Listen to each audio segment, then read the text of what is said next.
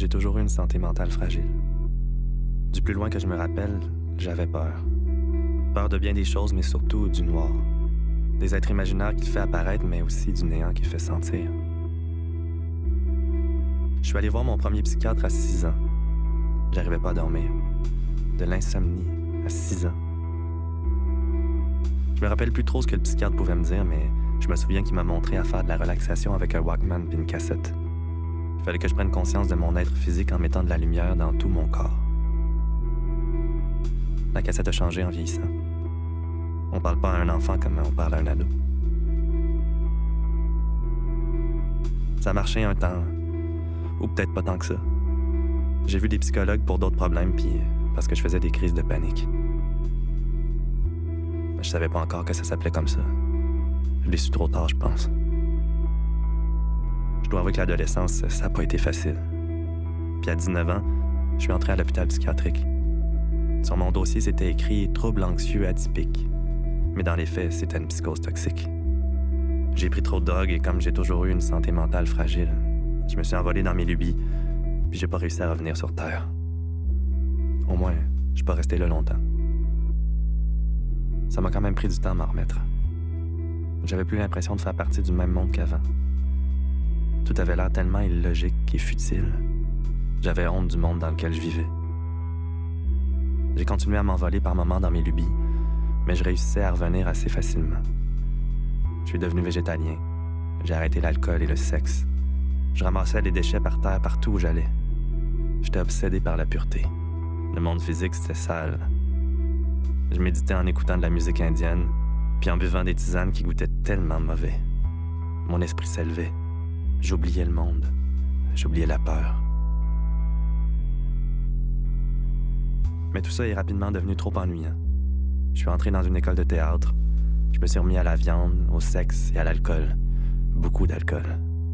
Mais je m'attendais pas à ce qui allait m'arriver. Je suis certain que ça a été les pires moments de ma vie. Certains sans hésitation.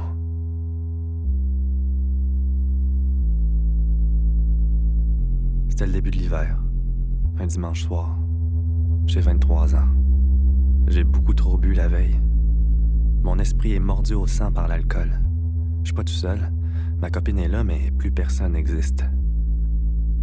Je vais prendre un bain. Et ma vie bascule. D'un coup, on va savoir pourquoi. L'épuisement, je suppose.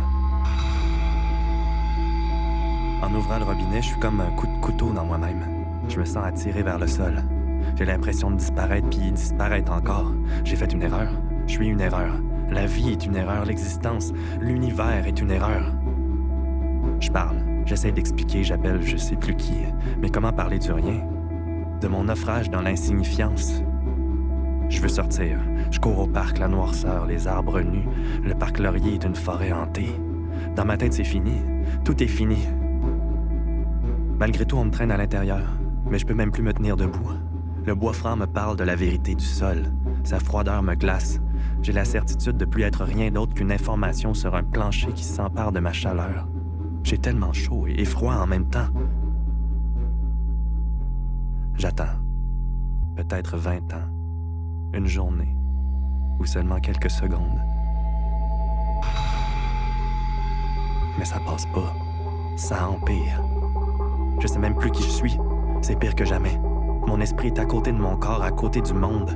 Mon cœur bat tellement fort, j'existe plus. Mais je suis encore en vie. Je disparais de moi-même. Je sens plus vraiment mes mains. Je suis ailleurs et ici en même temps. Plus jamais je pourrai revenir. Ce sera plus jamais comme avant. Vraiment plus jamais comme avant. Je suis condamné. J'ai fait une erreur. Je suis une erreur. La vie est une erreur. L'existence, l'univers est une erreur. Je me rappelle plus, mais j'imagine que je suis tombé de fatigue au bout de quelques heures. Dans les jours suivants, j'essaie de comprendre ce qui m'arrive. Mais j'y arrive pas parce que j'ai tellement peur. Et là, je fais la chose qu'il fallait pas faire. Je google mes symptômes. J'essaie de trouver des gens à qui c'est déjà arrivé de disparaître de plus en plus.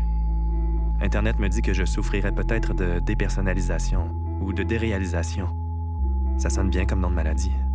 Puis ça ressemble pas mal à ce que je ressens. Je vais lire la description de la maladie dans le DSM-4, le grand livre des maladies mentales, puis je me fais un autodiagnostic de dépersonnalisation. Puis plus loin, Je finis par comprendre qu'il n'y a rien pour guérir ça. Aucun médicament, aucune thérapie, et c'est ce qui est fascinant que dit le texte. Fascinant? Non. Terrifiant. Ça confirme ce que je pense. Je pourrai plus jamais revenir. Ce sera plus jamais comme avant. Vraiment plus jamais comme avant. Je suis condamné. J'ai fait une erreur, je suis une erreur. La vie est une erreur. L'existence, l'univers est une erreur. Je trouve des forums de discussion sur le sujet. Je lis des commentaires de gens qui ont vécu la même chose. Aucun semble s'en être sorti. Ils sont tous en crise. Une crise constante qui n'arrêtera jamais. Ma crise est comme la leur. Elle est infinie et même la mort ne pourra pas l'arrêter, parce que ma peur est celle de disparaître pour de bon dans le grand noir du néant. Je vais à l'hôpital, chez mes parents. J'essaie d'expliquer ce que je vis, mais personne ne semble comprendre ni savoir c'est quoi la dépersonnalisation. On me prescrit des calmants, puis des antidépresseurs, mais je sais que ça ne change rien parce que c'est écrit dans le DSM-4 que ça arrêtera jamais. Ma copine, mes parents, les médecins, les psychiatres et les psychologues essaient de me rassurer. Ils me disent avec beaucoup de conviction que ça va finir par aller mieux, mais eux, ils le savent pas. Moi, les gens des forums et le DSM-4, on sait. On sait que je pourrai plus jamais revenir.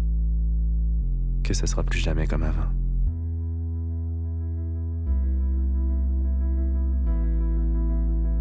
J'ai tout essayé pour que ça passe. On est même parti en voyage au Costa Rica, ma copine et moi. Je sais pas si le voyage a aidé, mais juste avant de partir, ma mère m'a fait le plus beau cadeau qu'elle pouvait me faire. C'est tout simple, mais elle m'a donné le livre Guérir du psychiatre français David Servan-Schreiber. Pour vrai, je me rappelle plus grand-chose du livre. Mais ce qui a ouvert la porte à ma guérison, c'est une histoire qui n'a rien à voir avec la maladie mentale et que l'auteur nous partage vers la fin du livre. Une histoire racontée dans Terre des Hommes de Saint-Exupéry. Un pilote du nom d'Henri Guillaumet s'était perdu en avion dans la cordillère des Andes. Ça faisait 3 jours qu'il marchait dans le froid glacial. À un moment donné, il est tombé dans la neige et il s'est dit qu'il préférait mourir plutôt que de continuer. Mais au même moment, il a pensé à sa femme et au fait que si on ne retrouvait pas son corps, elle pourrait pas toucher son assurance vie avant 4 ans. Il a ouvert les yeux et vu un rocher un petit peu plus loin. Il s'est dit que s'il allait mourir là-bas, on retrouverait sûrement son corps plus facilement. Il s'est relevé, mais au lieu de marcher jusqu'au rocher, il a continué pendant 100 km pour finalement atteindre un village.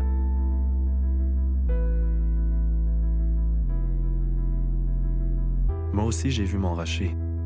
Je me suis dit, juste encore un peu pour les autres qui m'aiment. Essaye donc encore un peu pour voir. Puis j'ai finalement trouvé une force que j'ignorais avoir. Et j'ai arrêté de disparaître.